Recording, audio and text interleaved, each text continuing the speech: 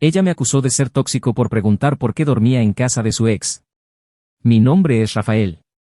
A los 32 años, sentía que había perdido la capacidad de creer en algo real. Cada mujer que conocía parecía seguir el mismo guión: interés inicial, unas semanas de ilusión, y luego el inevitable desencanto. Volvía a casa después de esos encuentros sintiéndome más vacío que cuando salí. Fue un jueves cualquiera, en el rastro, cuando ella apareció. Cristina. Estaba parada frente a un puesto de libros antiguos, hojeando un ejemplar de García Lorca con una concentración que me llamó la atención. Cabello castaño suelto, una sonrisa que desarmaba cualquier defensa, ojos que guardaban secretos. Cuando nuestras miradas se cruzaron, sentí algo que no experimentaba hacía años: esperanza. ¿Te gusta la poesía?, fue mi primera frase. Ella rió, una risa genuina que me hizo sonreír también.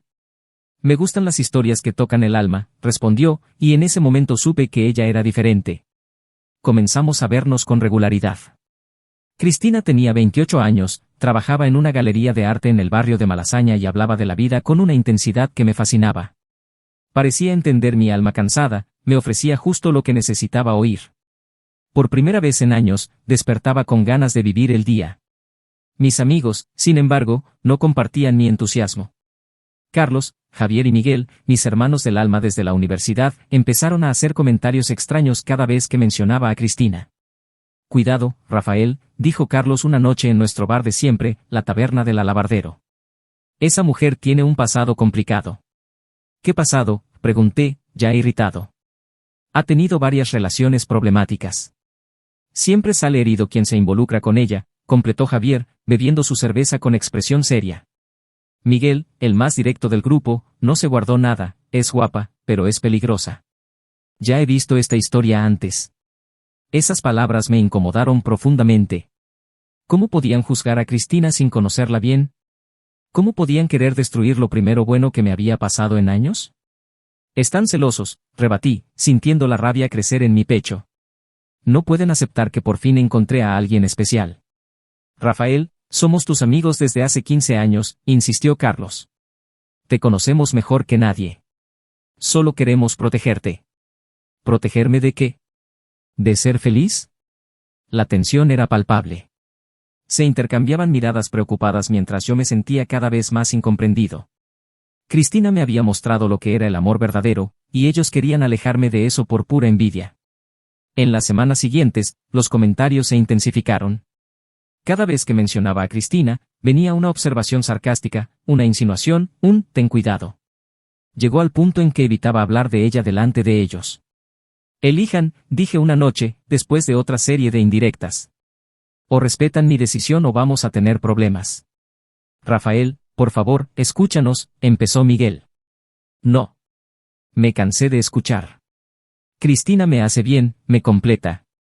Si no pueden aceptar eso, el problema es de ustedes. La decisión se tomó esa noche. Salí del bar decidido a cortar lazos que, en mi visión, solo me traían negatividad. Cristina me ofrecía un amor puro, verdadero, y no iba a dejar que los celos de otros lo destruyeran. Dejé de frecuentar nuestros lugares habituales.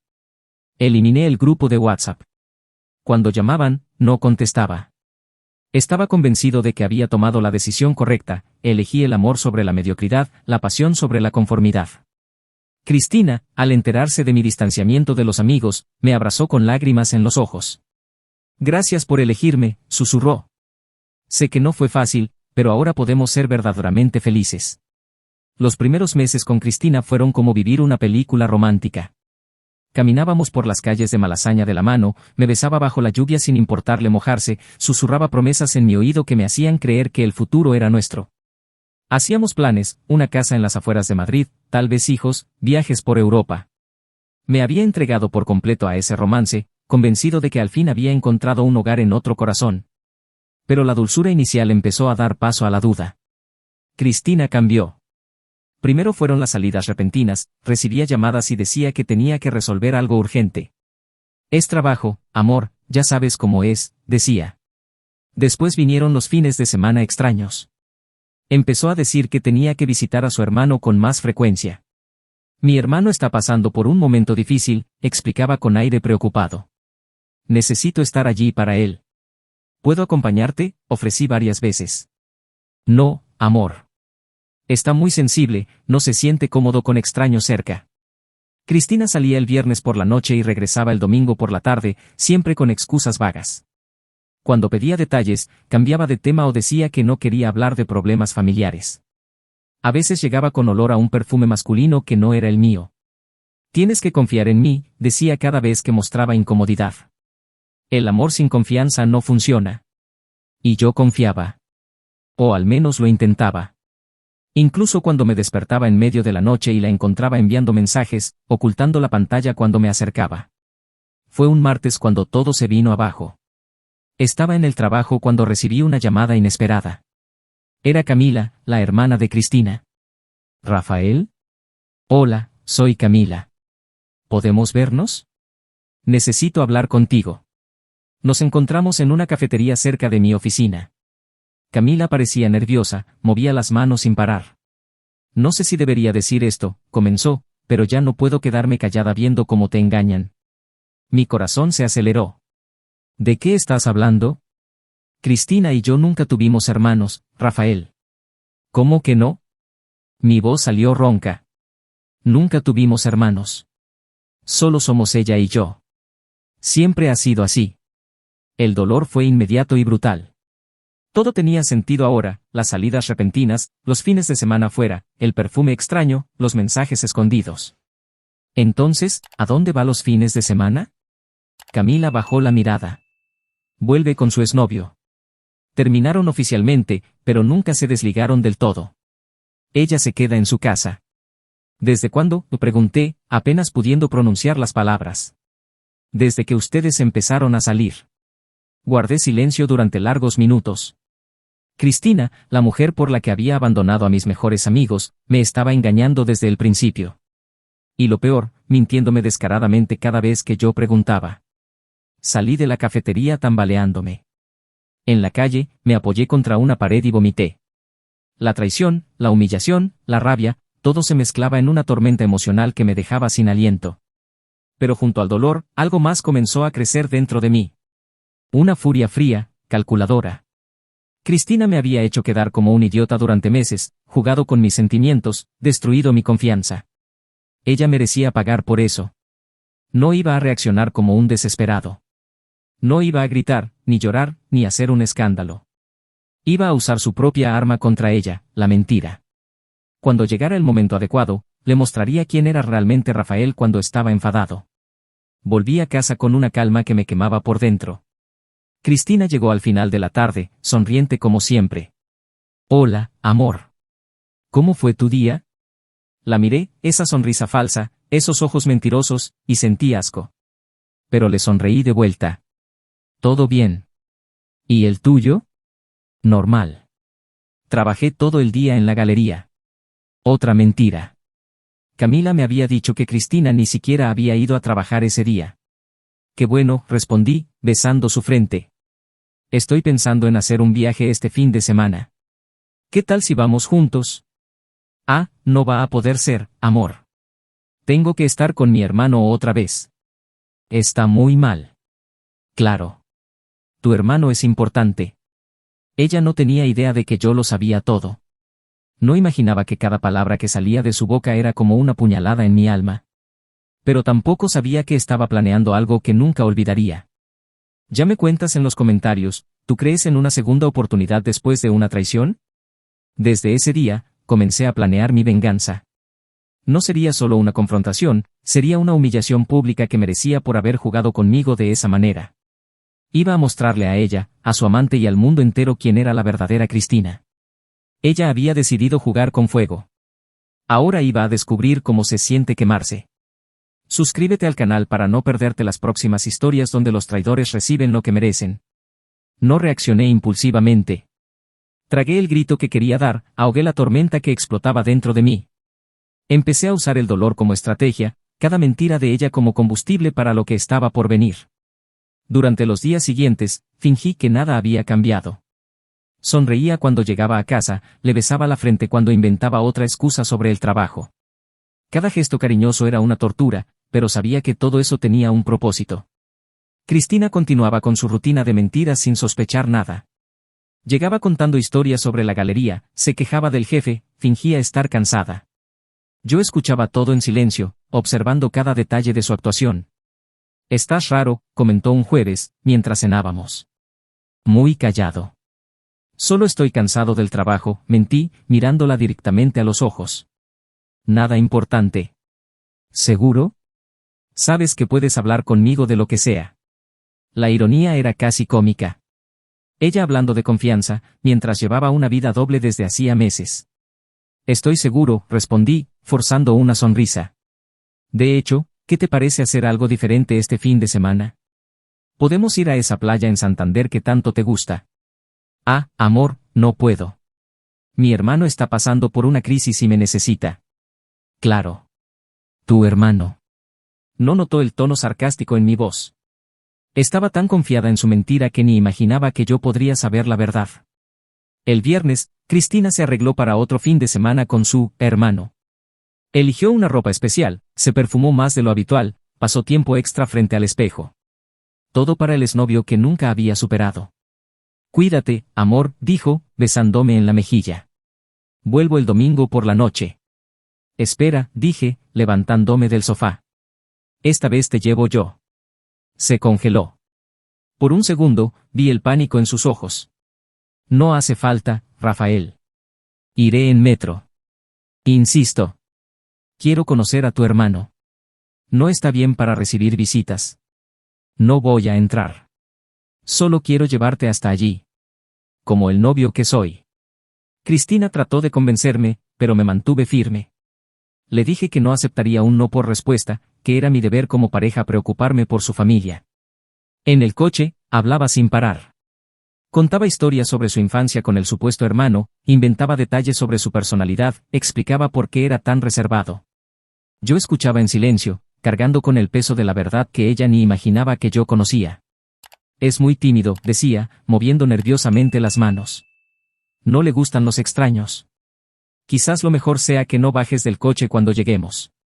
«Veremos», respondí, con una calma que me quemaba por dentro. Llegamos a un barrio residencial en las afueras de Madrid. Cristina me guió hasta una casa de 2 plantas con un pequeño jardín al frente. Cuando paré el coche, dudó. «Amor, quizás lo mejor sea». «Vamos», la interrumpí, apagando el motor.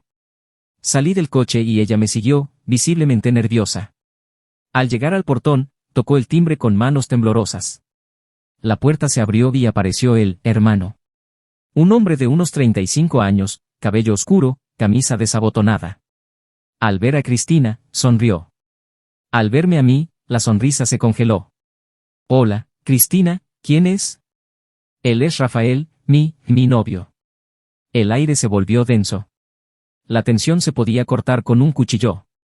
Miré al hombre, luego a Cristina, que estaba pálida. «¿Tu hermano?», pregunté, fingiendo confusión. «Perdóname», gritó ella, ya asumiendo todo. Mi voz estaba temblorosa, pero firme. «Me mentiste. Me hiciste quedar como un tonto. Me alejaste de mis amigos, me usaste». Cristina entró en pánico. Empezó a llorar, a gesticular desesperadamente. «Rafael, no es lo que piensas. Él es solo mi ex, pero no pasa nada entre nosotros». «Nada», me reí, pero era una risa amarga.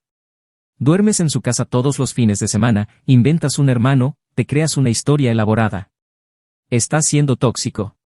Posesivo. No puedes prohibirme tener amigos». «¿Amigos?», exploté. «Llevas meses inventando un hermano que no existe. Meses haciéndome vivir una mentira». El ex intentó intervenir, pero lo ignoré por completo.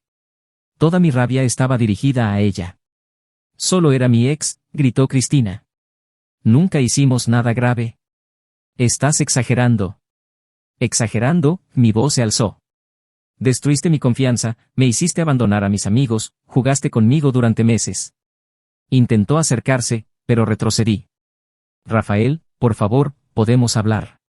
«No», corté, mirándola directamente a los ojos. Mi corazón ya estaba cerrado a cualquier manipulación. «No quiero volver a verte nunca más en mi vida». Di la vuelta y caminé hacia el coche.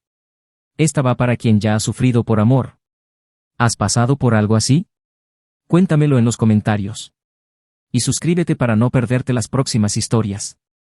Al día siguiente, desperté con un peso extraño en el pecho. Ya no era el dolor de la traición, ese se había transformado en otra cosa durante la noche. Era vergüenza. Vergüenza de haber sido tan ciego, tan terco, tan orgulloso. Pasé toda la mañana caminando por las calles de Madrid, tratando de reunir el valor para hacer lo que sabía que debía hacer. El camino más difícil, el de regreso. Carlos, Javier y Miguel. Mis hermanos del alma, a quienes había abandonado por una mentira. Los hombres que intentaron advertirme y a quienes llamé envidiosos. Que me conocían desde hacía 15 años y que dejé de lado por una mujer que ni siquiera existía de verdad. Al final de la tarde, tomé una decisión. Fui hasta la taberna del Alabardero, nuestro bar de siempre. Sabía que estarían allí, era sábado, y los sábados siempre nos encontrábamos en ese lugar. Cuando entré, los vi en la misma mesa de siempre, en la esquina cerca de la ventana. Carlos estaba contando una historia, Javier reía, Miguel bebía su cerveza con ese aire serio de siempre. Por un momento, fue como si el tiempo no hubiera pasado. Cuando me vieron, las conversaciones se detuvieron. Las miradas no fueron acogedoras, pero tampoco crueles. Había dolor, pero también una apertura, como si hubieran estado esperando ese momento. ¿Puedo sentarme?, pregunté, la voz saliendo más baja de lo que esperaba. Carlos señaló la silla vacía. Miguel hizo una seña al camarero para que trajera otra cerveza. Javier solo me miró, esperando. Yo, quería pedir perdón, comencé, sintiendo las lágrimas quemarme los ojos. Rafael, intentó Carlos. No, déjame hablar, lo interrumpí. Tenían razón. En todo. Sobre ella. Conté todo. Cada detalle de la traición, de la mentira sobre el hermano inexistente, de la humillación que había sufrido. Hablé de cómo descubrí la verdad a través de Camila, de cómo confronté a Cristina en la casa del ex. Me hizo quedar como un idiota durante meses, dije, la voz temblando. ¿Y ustedes intentaron advertirme? Ustedes, que me conocen desde la universidad, que siempre estuvieron a mi lado. Miguel, siempre el más directo, fue el primero en hablar. Sabíamos que eso iba a pasar. Solo no imaginamos que sería tan bajo.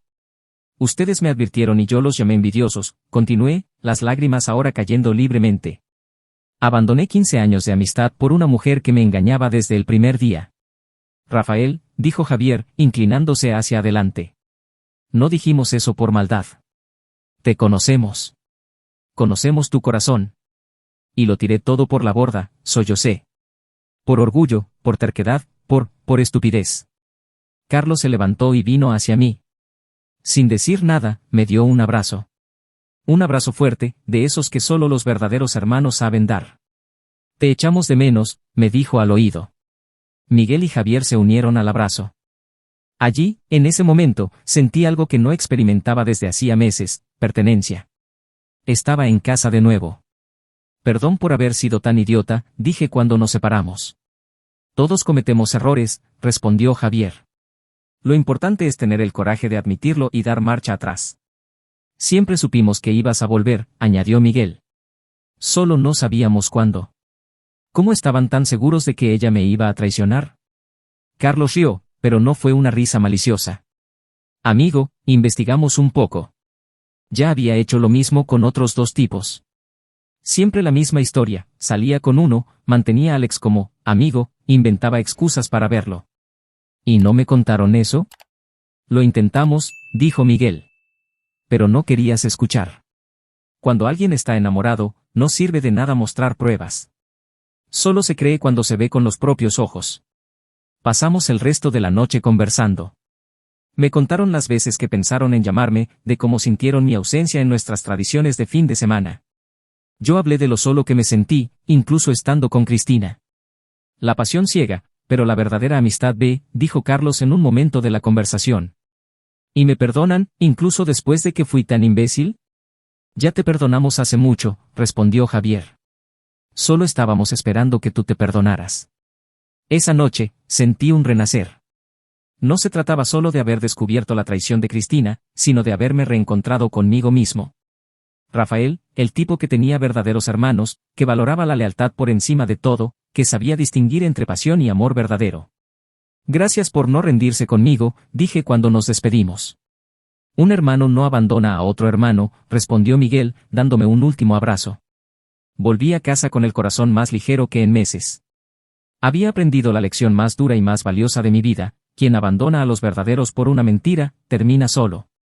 Pero quien tiene el valor de enfrentar la verdad y retroceder, puede volver a empezar. Y yo estaba listo para comenzar de nuevo. Con el tiempo, me reconstruí.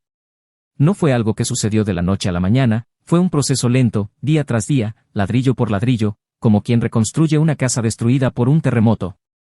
Los primeros meses fueron los más difíciles. Me despertaba y por unos segundos olvidaba que Cristina ya no estaba en mi vida. Luego volví a la realidad, pero ya no era ese dolor punzante del inicio. Era un dolor diferente, el de quien ha aprendido una lección valiosa.